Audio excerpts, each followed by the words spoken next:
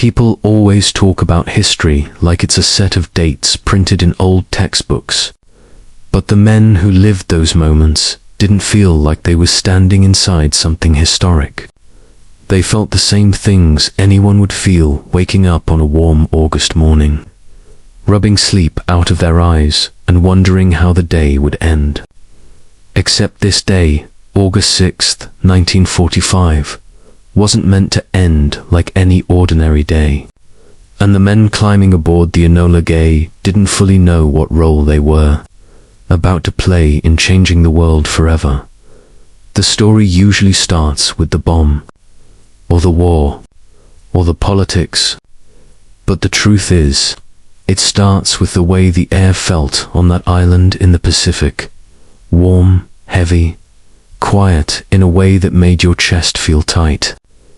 It was the kind of quiet that tells you something big is coming, something you can't put back once it happens. Paul Tibbets stood beside the silver body of the Enola Gay, running his hand along the metal as if he were checking the heartbeat of a living thing. He'd flown plenty of missions before. He wasn't new to war, fear, or decisions that cost lives. But this mission had a different weight to it. Even if no one had said it out loud, he glanced at the sky. Clear, not a cloud. Exactly what they needed. A few feet away, the crew moved around the bomber with a kind of controlled, nervous energy. They were trained for pressure. They knew how to steady their hands when their minds were racing. But even the most seasoned man in that group felt something strange that morning. Something too big to describe. Maybe it was because they had been told this bomb wasn't like anything the world had seen before. Maybe it was the secrecy. Maybe it was the idea that a single plane, carrying a single weapon, could end a war that had swallowed millions of lives. Whatever it was, everyone felt it. Inside the plane, the metal smelled like oil and gunpowder. The seats were stiff, the wiring humming faintly. Every surface felt cold, no matter how warm the island air was outside. It was the kind of cold you associate with something serious, something final. Tibbets climbed in and took his place. He didn't speak for a moment. He just let the silence wrap around him. And in that silence, his mind drifted back to the last few weeks. He remembered being called into a room so secure that even the walls felt secret. Men in uniforms, men in suits, men who didn't smile. They told him about a weapon being developed by scientists hidden in the deserts of New Mexico. A weapon built in pieces all across the country, with most workers having no idea what they were constructing. A weapon that could deliver the kind of destruction people used to talk about only in myth. He had been chosen to drop it, not because he was the oldest or the most decorated, but because he was steady, calm, the kind of calm you can't teach. And now here he was, sitting in the cockpit of the Enola Gay, named after his mother, waiting to fly into history. The crew filed in, one by one. Some tried to lighten the mood with half smiles or small jokes. Most didn't say much at all. They strapped in, checked their instruments, double-checked them, and then checked them again. It wasn't fear. It was instinct. When you're doing something that could change the fate of millions, you don't trust a single switch to work without touching it twice.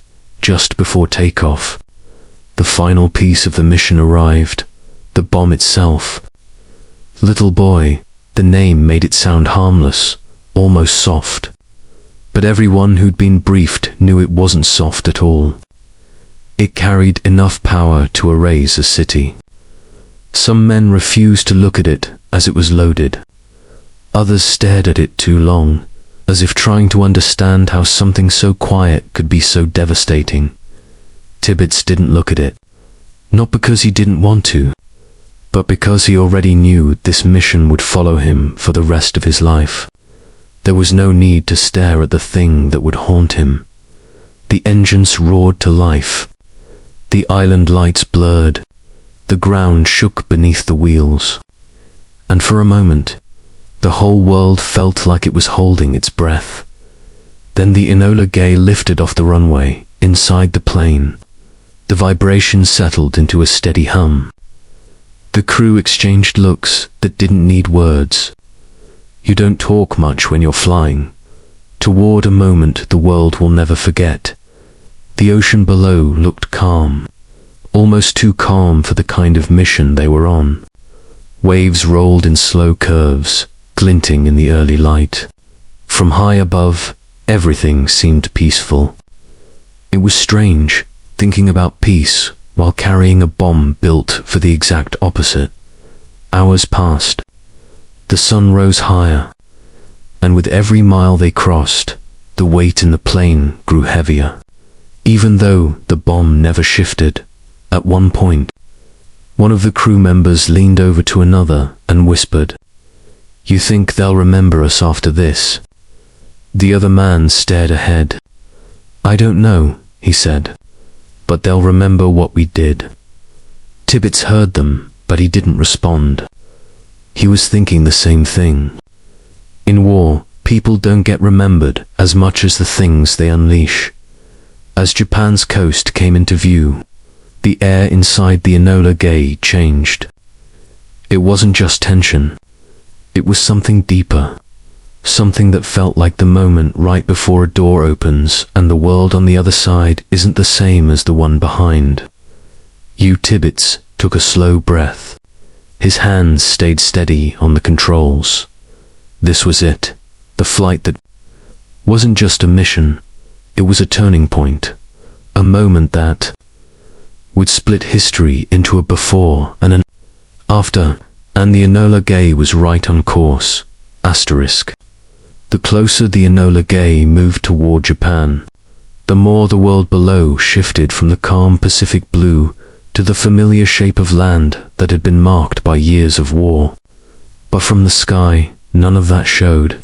Everything looked quiet, almost peaceful, as if the country had paused for a breath they didn't know would be their last before history turned toward them. Inside the plane, no one spoke for a while.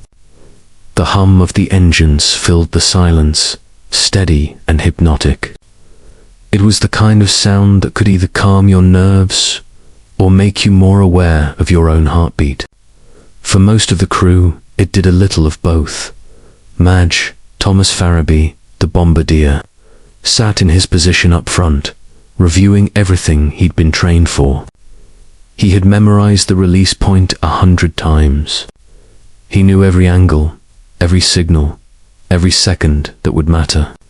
And yet, something about this mission pressed against him in a way he didn't like to admit. He wasn't just dropping a bomb. He was dropping the bomb. He looked over his shoulder. Tibbets caught his eye. "You good?" Tibbets asked, not with doubt, but with the calm voice of someone who needed to hear steadiness in return. Farabee forced a small nod. "Yeah, all good." Tibbets didn't push further. He knew everyone in the plane was wrestling with their own thoughts. You couldn't lead a mission like this by pretending everything felt normal. You led it by staying grounded even when the weight in your chest felt anything but. Back in the radio compartment, SGT, Dick Nelson adjusted a small dial, listening to the faint crackle of messages bouncing through the static. Nothing unusual. Nothing alarming. Japan didn't know they were coming. Not yet. Beside him, the navigator, Capt. Theodore Dutch Van Kirk, traced their route on the map with a pencil that shook slightly at the tip. Not from fear, but from the plane's vibration. He kept double-checking their course, though he knew they were on track. Habit gave them comfort. Routine felt like control. Asterisk after a while. Tibbets spoke through the intercom. "We're coming up on the IP. Everyone, stay sharp." The initial point, the spot where the final run would begin. Once they passed it, there was no circling back, no improvising. They were committed. The words settled across the crew with the weight of a final countdown in the back of the plane. Away from most of the windows, SGT, George Corran, the tail gunner, kept watch. Not for enemy fighters, none had shown themselves, but for anything unusual. He didn't expect trouble. But in war, the moment you stop expecting trouble is usually the moment it finds you. He glanced at the skyline. The sun hit the horizon in a way that made the colors brighter than usual. It felt surreal, like nature was completely oblivious to what the Enola Gay carried inside its Bombay dot. As they reached higher altitude, the air thinned and the temperature inside dropped. The crew zipped their jackets a little tighter, not because of the cold, but because of the creeping sense that something irreversible was about to happen. Asterisk, you ever think about what it's gonna look like? Someone asked quietly. No one answered. Not because they didn't have thoughts, but because every man in that plane knew his imagination wasn't capable of predicting what was coming. What little boy would unleash had never been seen before by anyone alive.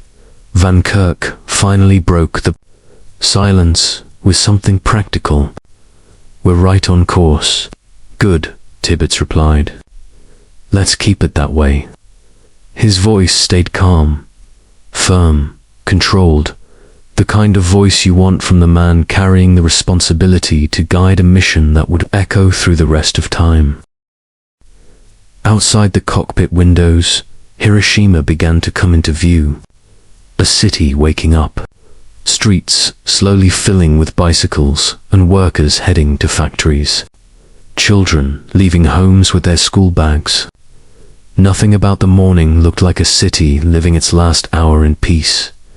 Farabee leaned forward, adjusting his sights. He didn't let his emotions distract him. Not now. Not when every second mattered. Target area approaching, he said. Tibbets nodded. His jaw tightened, but his hands stayed smooth on the controls. He had practiced this run so many times that the motions felt automatic. But this wasn't practice. And that awareness lived under his ribs like a sharp edge. Bombay doors open, Tibbets ordered. The switch clicked.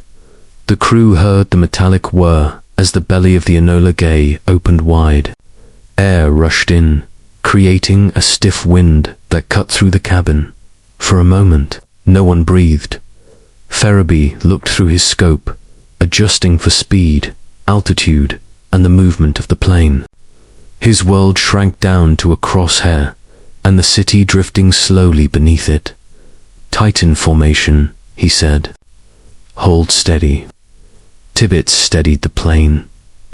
The silence inside felt unnatural, too still, too clean for what was about to happen. Somewhere deep inside the Bombay, little boy hung motionless, ready and waiting. Farabee's voice dropped to a whisper without meaning to. Almost, the city filled his sights. The aiming point locked into place, and then, in a calm voice that didn't match the weight of the moment, he said, "Bomb away." For a split second, there was nothing, no sound, no movement, just the faint thud beneath. The plane, as the bomb released and began its silent fall, the Enola Gay suddenly felt lighter.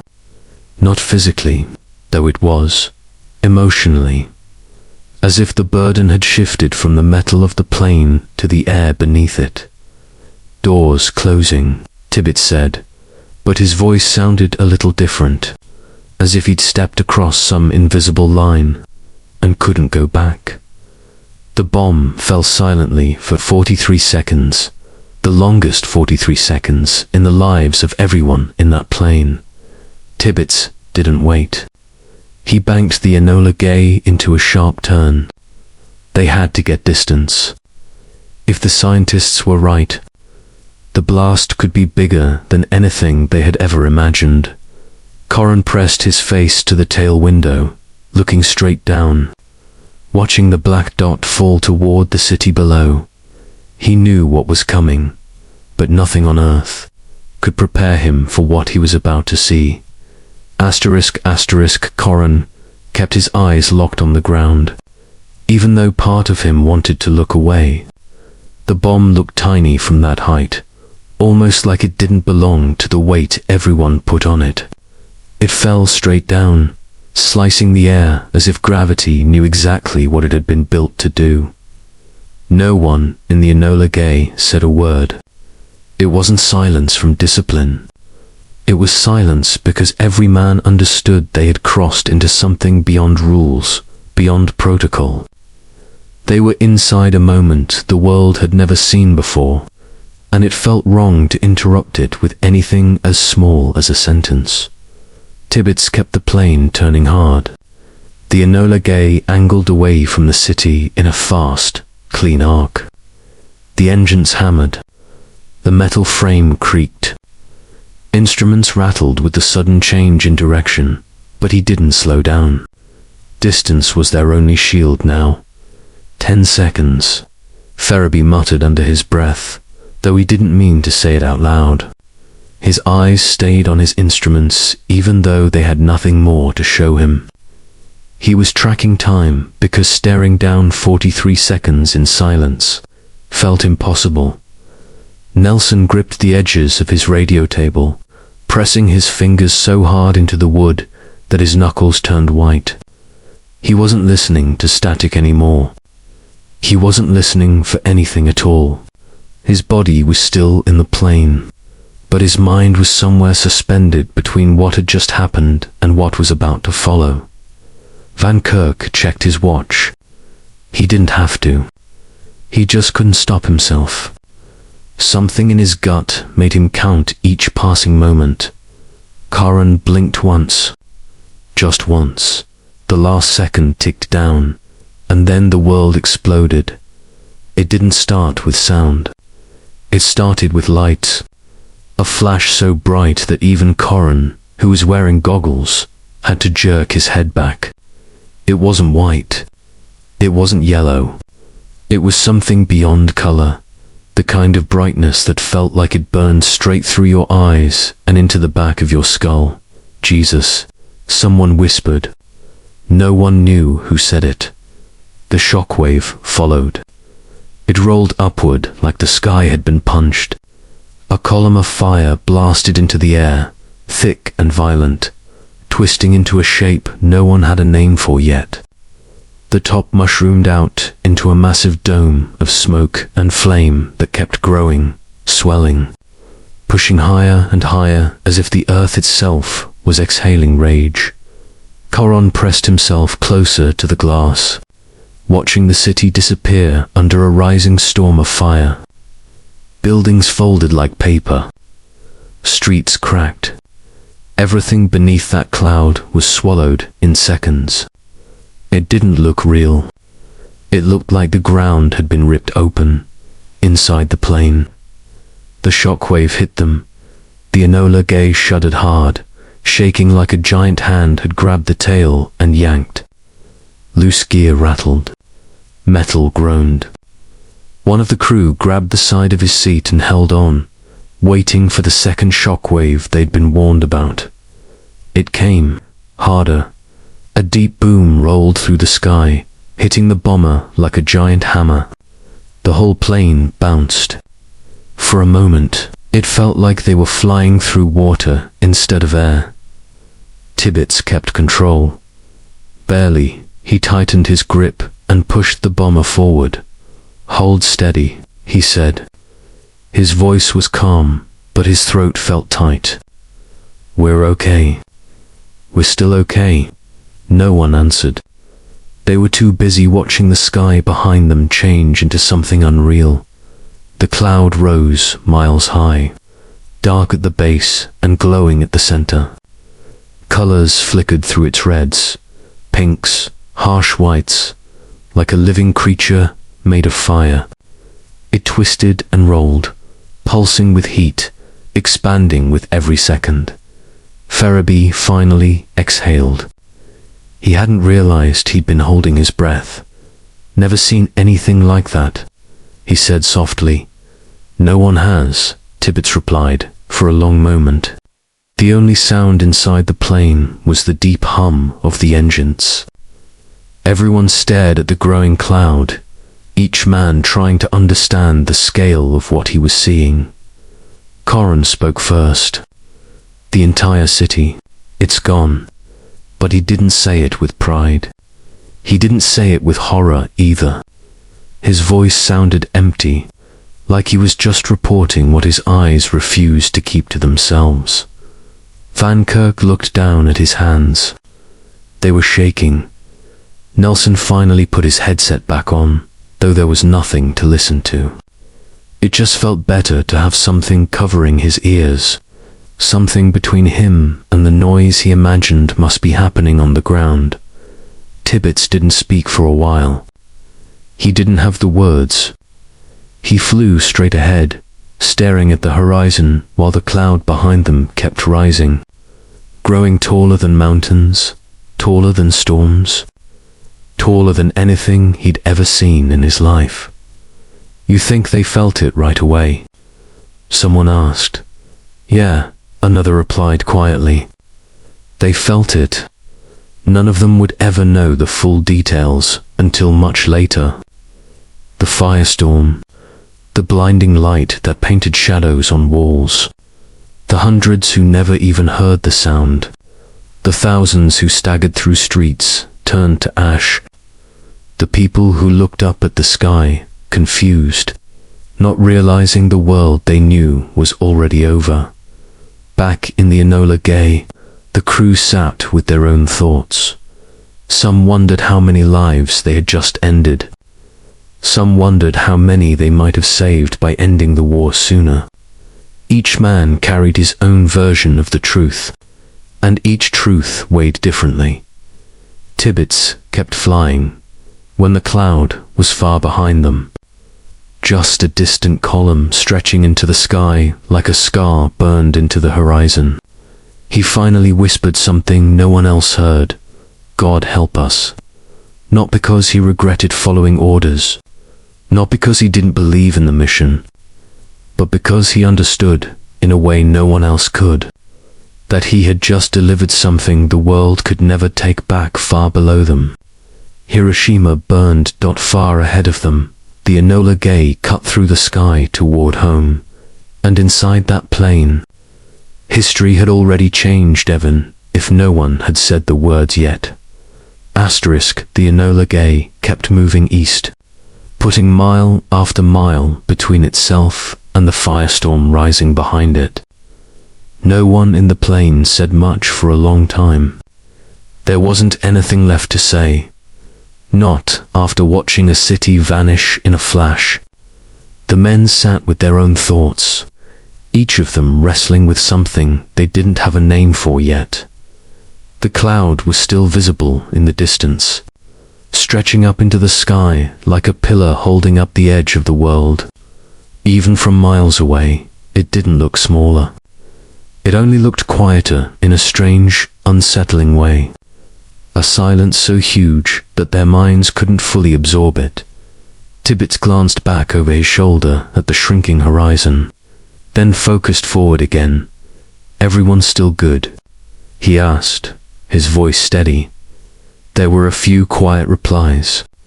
A yay, a soft grunt, a nod he couldn't see but felt anyway. Nobody was breaking down. Nobody was falling apart. But nobody was fine, either. There was no version of this mission that left a man feeling normal. Ferriby leaned back from the bombardier station. His hands weren't shaking, but he kept wiping them on his uniform as if trying to get rid of something that wasn't actually there. Van Kirk traced their heading again. Not because they had drifted, but because routine was the only thing that still felt familiar. The pencil in his hand scratched across the map in small, deliberate motions, a rhythm he understood.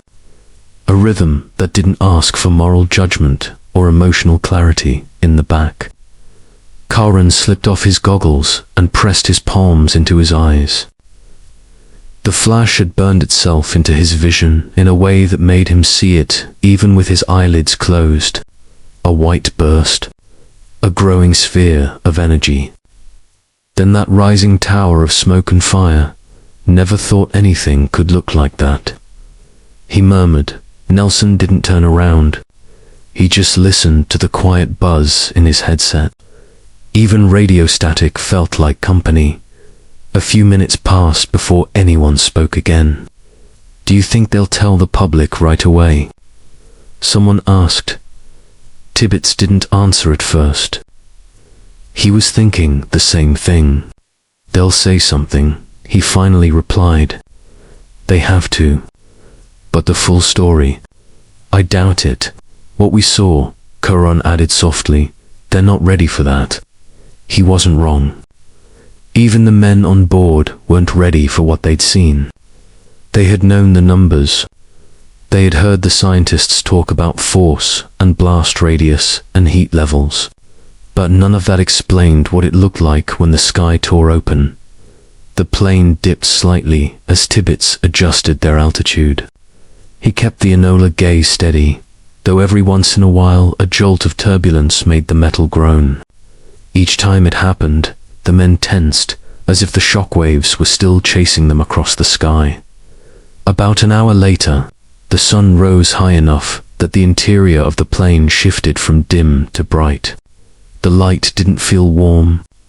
It felt clinical, almost sterile. It made the inside of the plane look more real, which somehow made the memory of the explosion feel even heavier. Tibbets broke the silence again. "We did what we were asked to do," he said quietly. "Whatever comes next, that's bigger than us." He wasn't trying to justify anything. He wasn't trying to comfort anyone. He was just stating the truth in the plainest way he knew. The world had entered territory beyond the reach of the men sitting in that aircraft. Farabee looked down at his hands again. "People are going to ask us what it looked like. What are you going to tell them?" Nelson asked. Farabee shrugged. "I don't know. I don't think English has a word for it." Karan nodded. "It didn't look like war. It looked like the end of something." Van Kirk swallowed hard. "Or the beginning of something else." For the next few miles, nobody spoke. Minutes passed. Then an hour. The sound of the engines became almost soothing again. The routine of flying settled back over them, like muscle memory taking over when the mind needed a break. Finally, Tibbets checked the gauges, scanned the horizon, and took a slow breath. "All right," he said. "We're heading home." The word home felt strange. The island waiting for them wasn't home the way the word usually meant. It was just the place they had taken off from. But after the morning they'd had, landing anywhere that didn't involve smoke, fire, or shockwaves felt like safety. As they got closer to Tinian, the mood inside the plane shifted again. The adrenaline had faded. The raw shock had dulled. What settled in its place wasn't relief. It wasn't pride. It was something quieter, heavier, a kind of tiredness that came from realizing the world beneath them would never look the same. Again, Karan was the first to notice the base coming into view. "There it is," he said softly. Out the front windows, the runway stretched like a long stripe across the island. A few specks of people moved around on the ground, tiny from the sky. A regular day for them. A completely different world for the men returning. Tibbets straightened the plane's angle. "Everyone hold tight." The descent felt longer than usual. Every bump, every gust of wind, every vibration in the floor made someone clench their jaw or grip their seat a little tighter. They were back in normal airspace, but nothing about them felt normal. The wheels hit the runway with a heavy thud. Rubber burned. Metal rumbled. The plane rolled hard, slowing down, shaking one last time before settling. When they finally stopped, the engines hummed into the kind of calm that feels like an exhale. No one moved at first. Then Tibbets unbuckled. The others followed, slowly, like men waking up from a dream they weren't ready to talk about.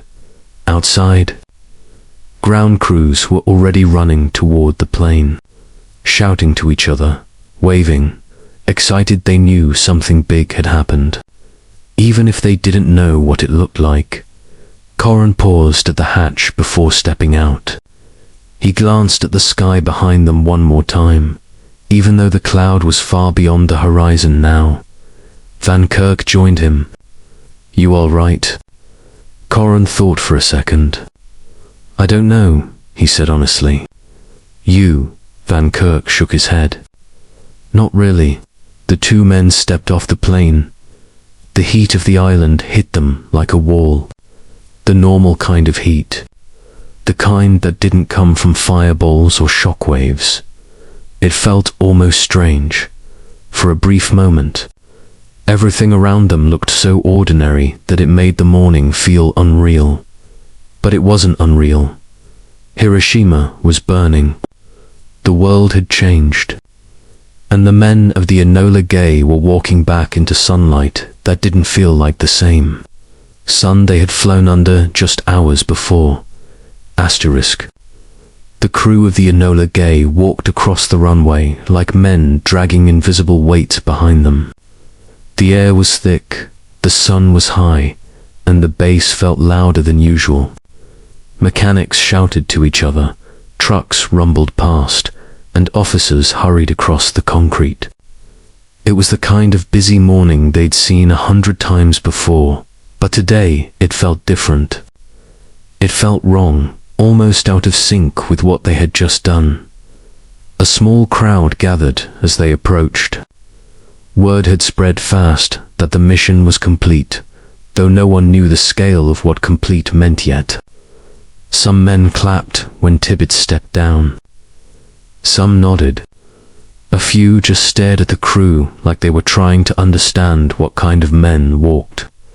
Away from a mission like that, Tibbets forced a polite smile. He knew people expected something from him. Confidence, pride, leadership. And he didn't feel broken or shaken. He felt steady. But he also felt older, like he'd lived 10 years inside one flight. An officer stepped forward, clipboard in hand. "Colonel Tibbets, sir. Command wants you debriefed immediately." Tibbets nodded. "Give me a minute." He turned to his crew. Some of them were rubbing their faces. Some stared at the ground. No one had taken a full breath yet. "We'll get through the questions," he told them quietly. "One step at a time." Ferriby gave a tight nod. "Yeah, one step." They headed toward the operations building. The halls inside were cool, too cold, a sharp contrast from the heat outside. Tibbets had walked those halls dozens of times since arriving on the island, but today every step echoed louder. Inside the briefing room, high-ranking officers waited at a long table. Cigarette smoke hung in the air. Maps covered the walls. The mood was tense, not with fear, but with anticipation. The moment Tibbets walked in, the questions started. Did the bomb release on schedule? What was the detonation altitude? How large was the cloud? Any mechanical issues? Any sign of Japanese fighters? Tibbets answered every question cleanly. His voice stayed steady the entire time. He didn't exaggerate. He didn't downplay. He didn't try to interpret what he'd seen. He gave facts, because facts were the only thing he could trust right now. Then someone asked what none of them wanted to put into words. What did it look like? Tibbets took a breath. He thought about the flash, The rising sphere, the shockwave that hit the plane like a giant fist. He thought about Karan staring out the window like he wasn't sure if he was seeing something real or something his brain invented. It was unlike anything, he said. I've never seen light like that. Another officer leaned forward. How big was the cloud? It just kept growing, Tibbet said. It didn't look like it had a limit. There was a long pause. Asterisk, someone wrote notes. Someone else exhaled softly. A few looked down at the table. They had gotten what they wanted, but the answer didn't sit comfortably with anyone. Meanwhile, the rest of the crew was gathered in a separate room. Medics checked them over, not because they were injured, but because no one knew whether the shock waves or the radiation or whatever this new weapon carried could have affected them.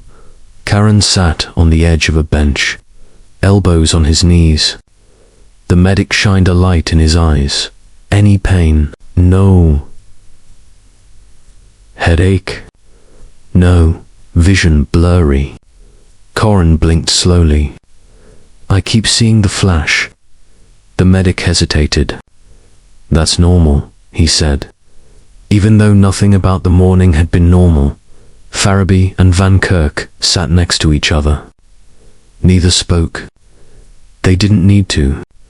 They had shared something that didn't need vocabulary. Something that wouldn't make sense to anyone who hadn't been inside that plane. Finally, after hours of debriefing, Tibbets joined them again. He looked tired, though his posture stayed upright. We're done for now, he told the group. Let's eat something. Food sounded strange, too normal, too human for a morning like this. But they followed him to the mess hall anyway. The cook didn't know what they'd done. He only knew they'd been out on a long mission and needed a hot meal. He filled their trays with eggs, bread, and coffee. Most of the crew stared at their plates for a while before eating. Van Kirk finally broke the silence. Hard to believe the world doesn't know yet. They will, Nelson said. Soon enough. Karan took a slow sip of his coffee. You think people will understand why we did it? No one answered right away. Then Tibbet set his fork down. People are going to debate this long after we're gone. But we followed the orders we were given. We were told this could end the war. That's the only thing we knew for sure. The table fell quiet again. Later that afternoon, they were all called outside. Someone had a radio turned up. A reporter's voice crackled through the static. Words like new weapon, major attack, and significant blow to Japan drifted through the crowd. No mention of the cloud. No mention of the flash. No mention of what it felt like to watch a city vanish from the sky. That part of the story belonged only to the men of the Enola Gay. As night fell over the island, the crew drifted back to their quarters. The base looked the same as it had the day before. The ocean still crashed against the shore. The palm trees still shifted in the breeze. Everything looked normal. And that, more than anything, felt strange. Karan climbed into his bunk, but didn't lie down right away. He stared at the ceiling, listening to footsteps outside and the dull hum of the generators. He said quietly from across the room, Yeah. Tibbets answered, You think this ends the war? Tibbets didn't answer for several seconds. He thought about Hiroshima. About the way the cloud rose until it swallowed the sky. About the way silence felt heavier than sound. I think the world will never be the same after today, he said. That's all I know. Karan nodded slowly, even though Tibbets couldn't see it. Outside their window, the night was calm. The island was quiet. The stars looked the same as always. But somewhere, far across the ocean, a city was gone. Somewhere in Washington, leaders were deciding what came next. Somewhere in Japan, the shockwaves were still settling over the ruins. The crew of the Enola Gay closed their eyes, each man alone with the memory of the morning that had split history in two, and in that silence, the world turned toward a future none of them could fully imagine.